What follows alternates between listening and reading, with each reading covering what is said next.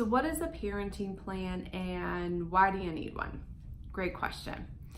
So in Colorado, when you either have a married couple who is breaking up, getting a divorce, and they have minor children, or you have an unmarried couple who has just ended their relationship, but they have minor children, we have to figure out where the children are going to be and when, and who's going to make decisions about them, and just how are things going to function going forward now that the relationship of the parents is no longer intact. So that's where a parenting plan comes in. They generally cover two big areas, and then I think really good parenting plans cover a lot of little areas that may cause conflict down the road.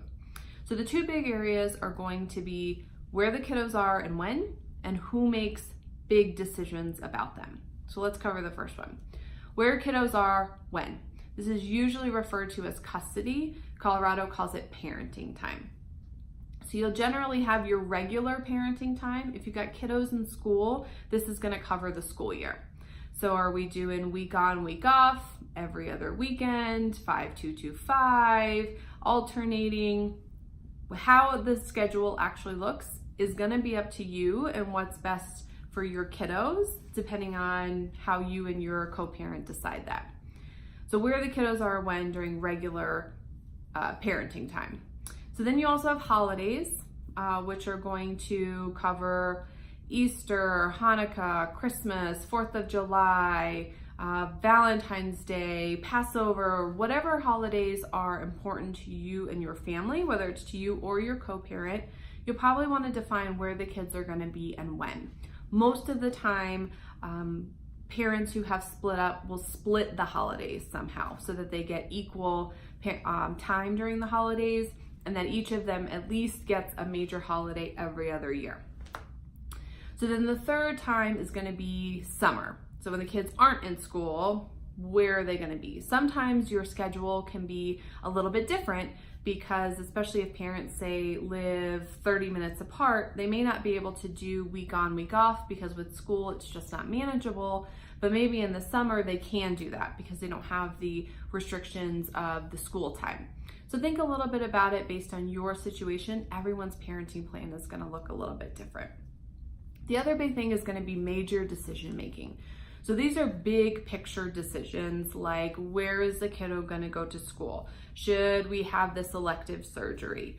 Those kinds of things. It's not what time do they go to bed, or should they do homework first and then have dinner, or dinner first and then do homework. Those are going to be day-to-day decisions, which in general are just going to be made by the parent who is exercising their parenting time.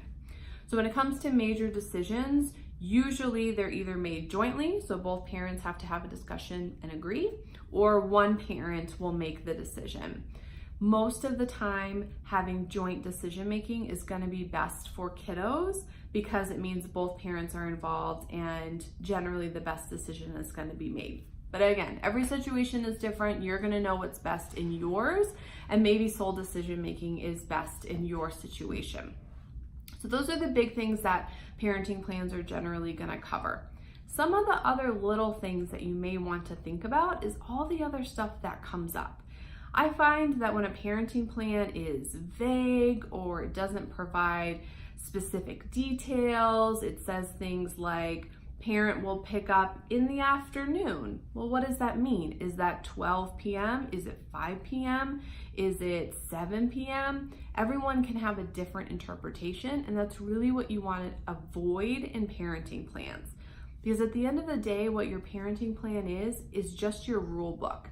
It's how you and the other parent are going to do the logistical things of parenting so that each of you are on the same page. You know exactly when pickup and drop off is, you know exactly when exchanges are going to happen, you know who's going to get kiddos for Christmas this year and who's going to have them for Thanksgiving. There's no question.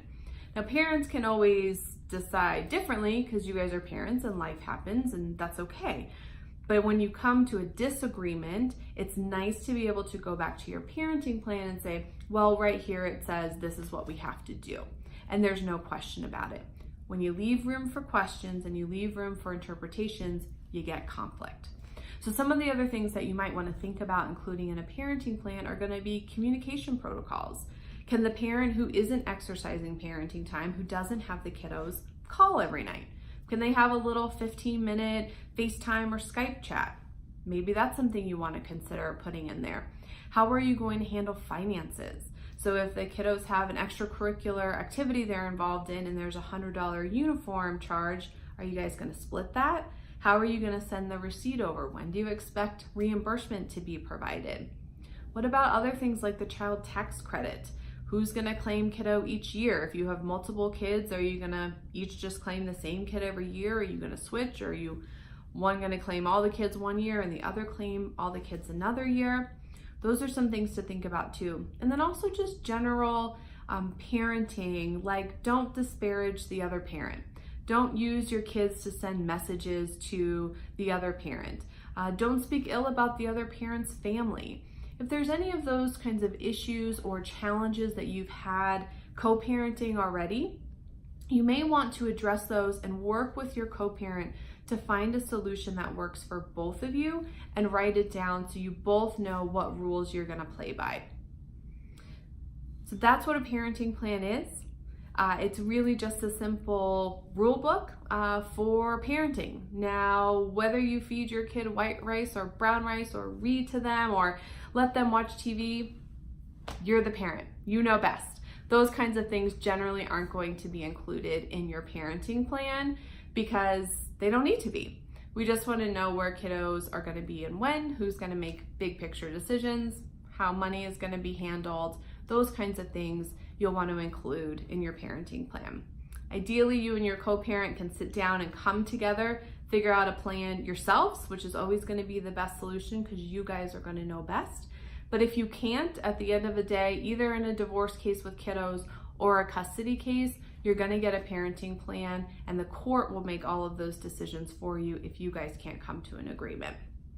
So that's a parenting plan 101. Hope that helps and hope to see some really good detailed parenting plans out there.